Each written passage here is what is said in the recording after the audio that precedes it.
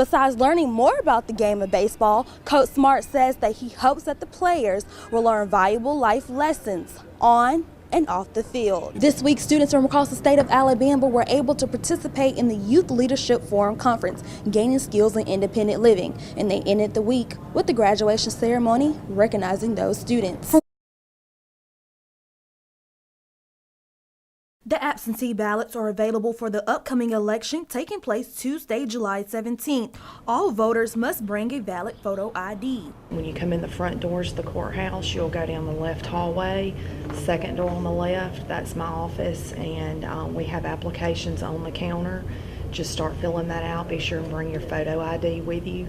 That's part of the law, is the photo ID law. So we just make a copy of your ID and put it with your application, and we get everything processed. Requirements to qualify for an absentee ballot: individual will be out of the county or state on election day, has a physical illness which prevents attendance at the polls, works a shift 10 hours or more that coincide with the hours the polls are open.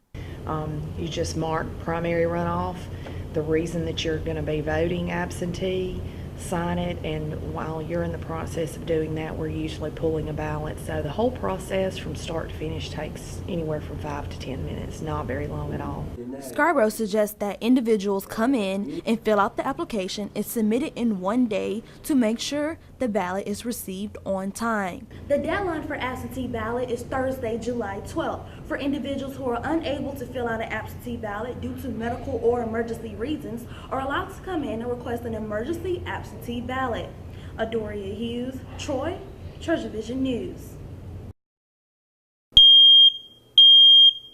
With smoke detectors being a needed common household item, the Troy Fire Department is giving away free smoke detectors for people in the community. We received an allotment of smoke detectors from the Fire College, which is located in Tuscaloosa, Alabama, and it's an initiative that we're doing together with the State Fire Marshal's Office to try to raise awareness for home fire safety. Something as simple as having a smoke detector properly installed can reduce further damage done to your home or your family. It's very beneficial. That's probably one of the top things that people can do at home for home fire safety, is have an actual working smoke alarm.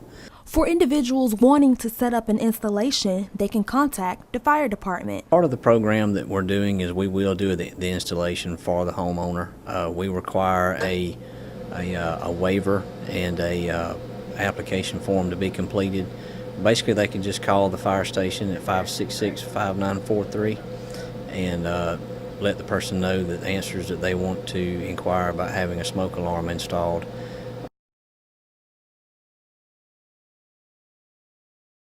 On Tuesday, Troy City Council discussed annexing land that will aid in the development of the Conecuh Ridge Distillery. We annexed about 13 acres tonight to be brought into the city limits, and mainly that is for zoning and protection of the neighborhoods in the surrounding area. If it's not in the city limits, we can't really zone or do anything about it. So bringing it into the city limits, we can now set some zoning parameters for them as they construct the facility. Paramore says the opening of the new distillery will have an economic impact on all areas of Troy. The location that we're working with now is off of Trojan Way. If you're coming in off of 231 from the north, it's a piece of property that is there. So this is an economic development project not only for the city of Troy, but it's something in the development of the north side of Troy, not just the south side of Troy where some of our industrial parks are. Paramore explains that during the start of Phase 1, over 40 to 60 jobs will become available, with salaries ranging up to $54,000 a year. Their plans are to open up by the end of the year, maybe January at the latest, but they still got to do some site work, and they've still got to construct the facility. The council will vote on annexation at their next meeting in 2 weeks. Adoria Hughes, Troy, Treasure Vision News.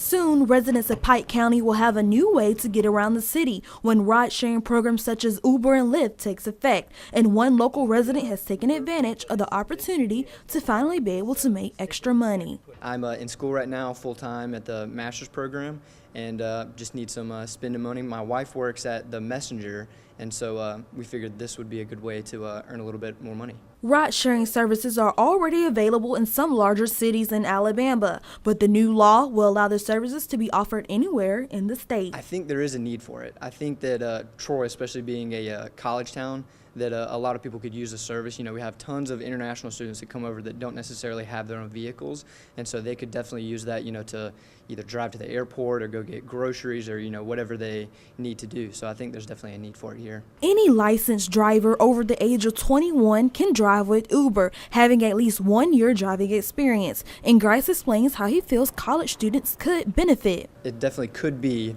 a way for kids to do like a part-time gig where you don't really have to commit that much time, because being in school is very time-consuming. And so I think being an Uber driver could be a very non-time-consuming job to make a little bit of cash on the side.